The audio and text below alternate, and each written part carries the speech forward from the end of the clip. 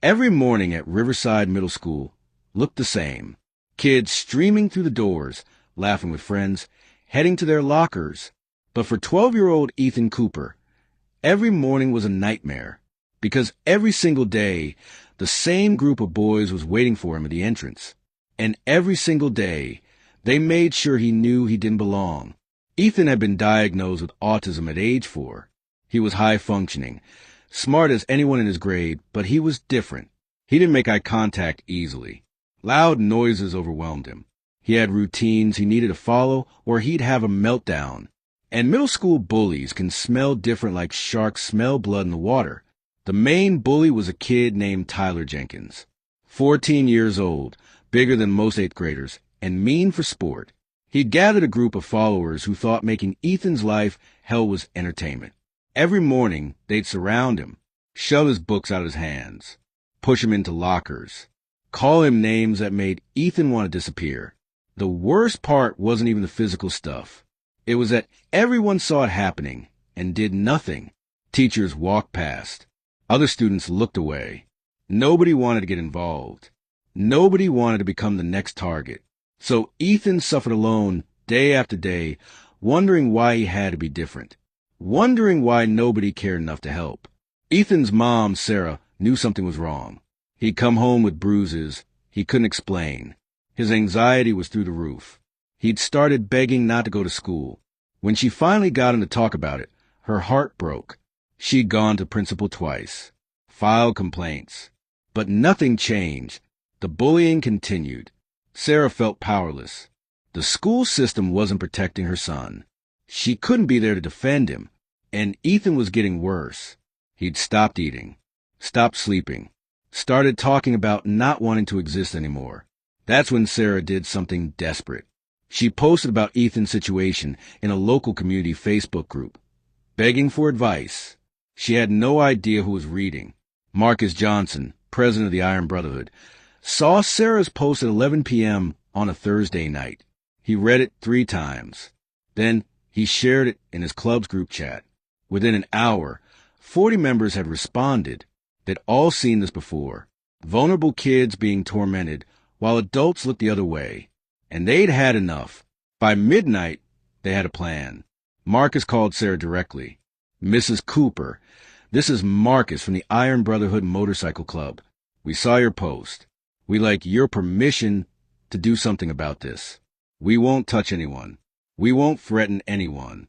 But we will make sure your son knows he's not alone anymore." Sarah cried when she said yes. Monday morning, Ethan's stomach was in knots as his mom dropped him off. He could already see Tyler and his friends near the entrance, waiting like predators. Ethan took a deep breath, clutching his backpack straps so tight his knuckles were white. Just get through today, he told himself. Just survive another day. That's when he heard it, a sound like rolling thunder. Ethan turned around and his mouth dropped open. Motorcycles, dozens of them, rolling down the street toward the school in perfect formation.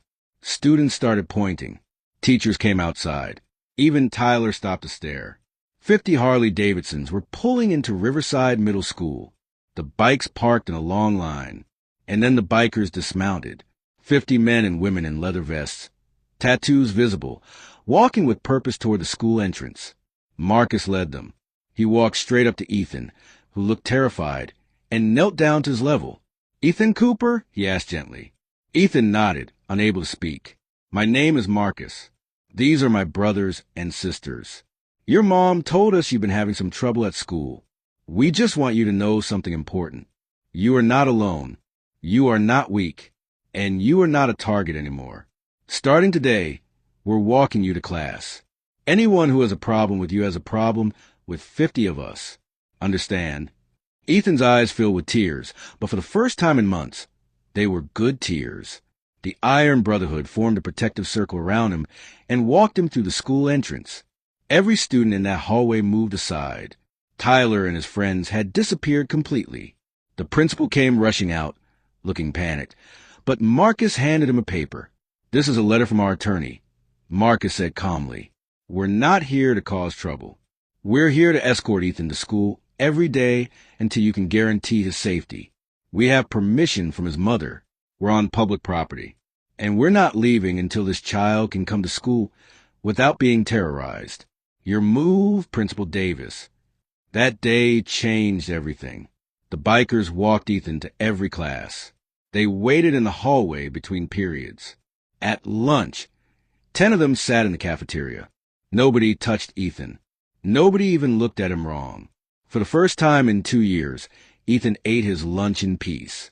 He even smiled. During lunch, Marcus pulled Tyler aside privately. "Listen to me carefully," he said, his voice low but not angry. "I know what you've been doing. I know kids like you. You're not evil. You're hurting and you're taking it out on someone weaker. But that ends today. You want to be tough? Real toughness is protecting people who can't protect themselves. Real strength is kindness. Think about it." The Iron Brotherhood showed up every day for 2 weeks straight. Morning drop-off, hallway escorts, lunch supervision, afternoon pickup. Ethan transformed before everyone's eyes. His anxiety decreased. He started making eye contact. He even made a friend, another kid who'd been bullied, and now felt safe speaking to him. The bikers had created a shield of protection. By week 3, Principal Davis asked the Iron Brotherhood to speak at a school assembly about bullying. Marcus stood on that stage and said something nobody expected. "We're not here to scare you. We're here to remind you that every kid in this building deserves to feel safe. Every kid deserves respect. Different doesn't mean less. If you see someone being bullied and you do nothing, you're a part of the problem." 6 months later, Ethan didn't need daily escorts anymore. The culture at Riverside Middle School had shifted. Students started standing up for each other. Teachers paid more attention. Tyler, surprisingly, apologized to Ethan and started seeing a counselor. He never bullied again. The Iron Brotherhood still checked in weekly, but Ethan was thriving on his own now. Ethan's story proves that sometimes it takes a village. Sometimes it takes 50 bikers on Harleys. One desperate mother's Facebook post brought an army of protectors who refused to let a vulnerable child suffer alone. They didn't solve the problem with violence. They solved it with presence, with protection, and with teaching an entire school what real strength looks like. If this story moved you, subscribe to the Kindness Stories for more tales of unexpected heroes. Hit like and share this with parents who need to know they're not alone. Comment below about standing up to bullies. Together, we can protect every child who feels invisible. Until next time, remember, sometimes the scariest looking people have the biggest hearts.